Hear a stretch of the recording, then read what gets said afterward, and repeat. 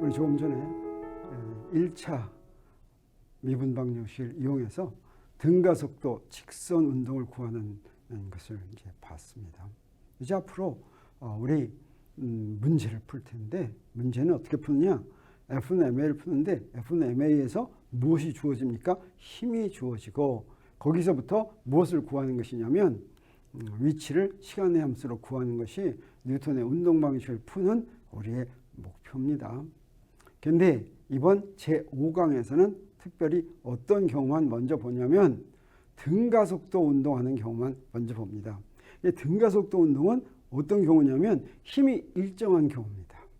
그랬을 때 힘이 일정한 경우에 문제를 풀 때 사실은 일반적인 문제를 볼 것 같으면 복잡합니다. 이 복잡한 것을 쉽게 만들기 위해서 물리학자들은 이걸 도표로 그리는 걸 고안해냈습니다. 그것을 무엇이라고 부르냐면 프리바디 다이어그램이다, 이렇게 부르는데, 이걸 그냥 내가 영어로 제목에 그대로 쓰는 것은 많은 사람들이 이거를 번역해서 자유물체도다 이렇게 번역을 하는데 그게 내가 마음에 맞지 않기 때문에 그렇습니다. 이 프리바디의 프리는 자유란 뜻이 아닙니다. 앞으로 설명하도록 하겠습니다. 이제 뉴턴의 운동방정식이 있는데, 뉴턴의 운동방정식을 이렇게 벡터식으로 표현해 놓으면 어떻다고 그랬습니까? 이건 그대로 풀 수가 없습니다. 이거는 추상적이라고 했죠. 이걸 풀려면 숫자로 대표돼야지 되죠. 숫자로 대표되기 위해서는 어떻게 하느냐? 이들은 풀 수가 없는데 어떻게 하냐면 기준계를 먼저 정해야지 됩니다. 기준계를 어떻게 정하느냐에 따라서 숫자가 다 달라집니다. 그래서 기준계의 좌표축을 먼저 정하면, 그러면 어떻게 됩니까? 그 좌표축에 따라서 저 벡터식이 3차원 공간에서 마음대로 벌어지는 거라면 식이 몇 개가 나오냐면 이렇게 3개가 나옵니다. X방향의 성분, Y방향의 성분, Z방향의 성분. 그러면 이 식들은 이제 스칼라식이고, 이제 요놈 하나하나를 요 숫자로 주어진 것들을 이제 내가 풀 수가 있습니다.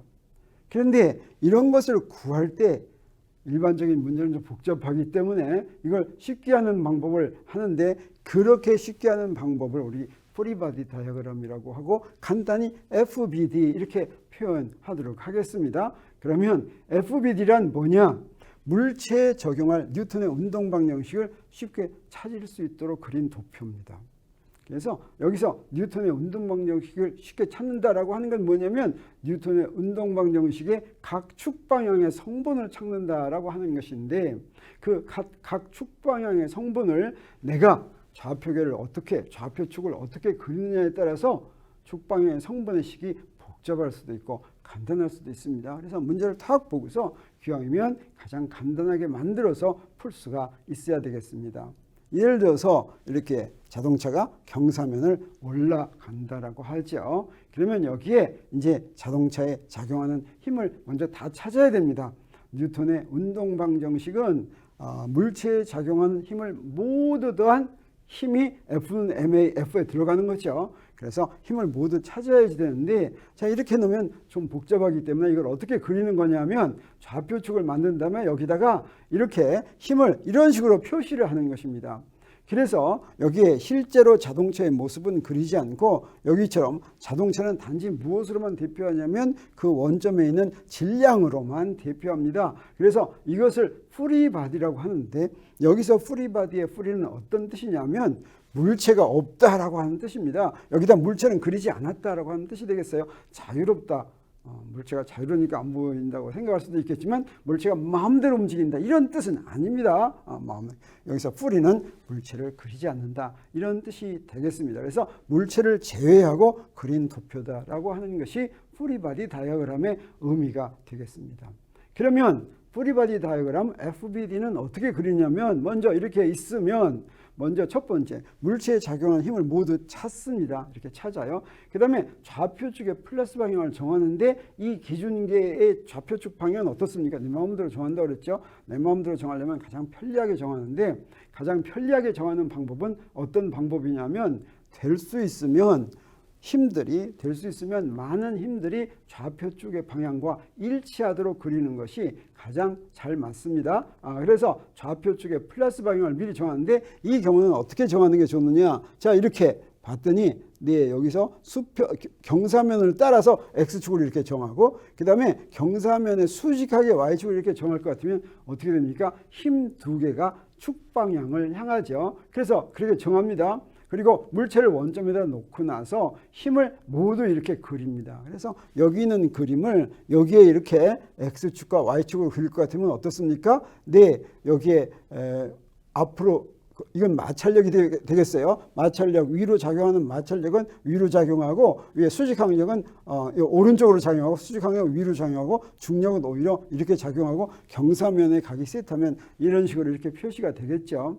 그러면 이렇게 프리바디 다이어그램 FBD를 그려놓으면 이 그려놓은 것을 보고서 각 좌표축의 성분마다 운동 방정식을 세우면 됩니다. 그래서 어떻게 세우냐면 X축 방향의 성분은 이렇게 봅니다. 이렇게 봐가지고 힘을 먼저 그립니다. 봤더니 어떻습니까? 이거는 플러스 방향이죠. 그래서 그냥 F라고 씁니다. 그 다음에 요거의 성분은 어떻습니까? 마이너스 쪽에 있죠. 그래서 마이너스 요거의 크기가 mg니까 mg 사인 세타 이렇게 되겠어요. 그래서 어떻게 쓰냐면 F 마이너스 mg 사인 세타는 하고서 여기는 뭘 쓰냐? max. 이 경우는 항상 같습니다. F는 ma에서 문제마다 뭐만 달라지냐면 힘만 달라집니다. 오른쪽에 있는 max는 똑같아요. 그 다음에 이거는 X축 방향의 가속도의 X축 방향의 성분이기 때문에 max 이렇게 쓰는 것입니다. 그리고 Y축 방향의 성분은 어떻게 되냐? Y축 방향의 성분은 네, 여기 수직항력이 있죠. 이건 Y축 방향의 플러스 방향으로 있죠. 그래서 플러스 n 이렇게 됐습니다. 그 다음에 이건 마이너스 방향인데 그 성분은 얼마입니까? mg 코사인 세타죠. 그래서 n 마이너스 mg 코사인 세타 이렇게 씁니다. 그 다음에 오른쪽 우변은 어떻게 했냐? ma입니다. ma인데 이거는 y 방향의 성분이니까 may 이렇게 쓰는 것입니다. 그래서 프리바디 다이어그램이란 이렇게 그린 다음에 자, 실제 물체가 받는 힘을 다 구한 다음에 내가 가장 좋게 생각하는 가장 편리하다고 생각하는 좌표축을 먼저 그리고 그래서 프리바디 다이어그램을 그립니다. 그리고 그 프리바디 다이어그램을 그린 축을 보고서 무엇을 구하느냐? 네, 힘의 각 축 방향 성분을 먼저 구합니다. 그래서 이걸 좌변에 쓰고 우변은 항상 어때요? 거기다 부호 붙일 생각 이런 거 안 합니다. 그런 건 하나도 하지 않고 걱정하지 말라고 그랬죠. 그냥 무조건 max 이렇게 쓰는 겁니다. 그 다음에 여기는 우변에 may 이렇게 쓰는 겁니다. 그래서 이 식을 가지고 ax가 뭔지 ay가 뭔지를 우리가 구합니다. 그런데 이 식에서 AY가 구해지는 수도 있지만 사실은 여기서 우리 무엇도 구해야 된다고 그랬습니까? 여기에 수직항력도 구해야 된다고 그랬어요. 그래서 여기서 우리가 구할 게 뭐냐면 AX도 구해야 되고 AY도 구해야 되고 수직항력도 운동법칙으로 구한다고 그랬죠. 구할 게 어떻게 됐습니까? 3개가 나왔죠. 이 3개가 나왔는데 식은 몇 개밖에 없습니까? 2개밖에 없죠. 그러면 도대체 어떻게 해야 됩니까? 여기서 그 이유는 뭐냐면 여기서 우리 문제를 풀지 않고도 이 중에서 미리 정해진 것이 있습니다. 바로 구속 조건 때문에 미리 정해진 것이 있어요.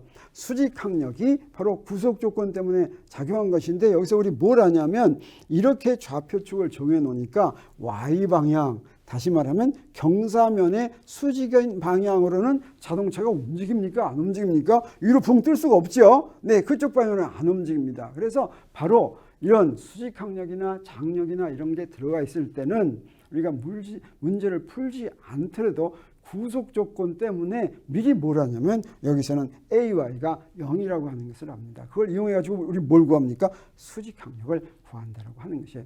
그렇게 하기 위해서 우리 이런 식으로 프리바디 다이어그램을 그립니다. 그래서 정리하면 이렇게 되겠어요. 프리바디 다이어그램은 문제에 나오는 물체마다 하나씩 그린다.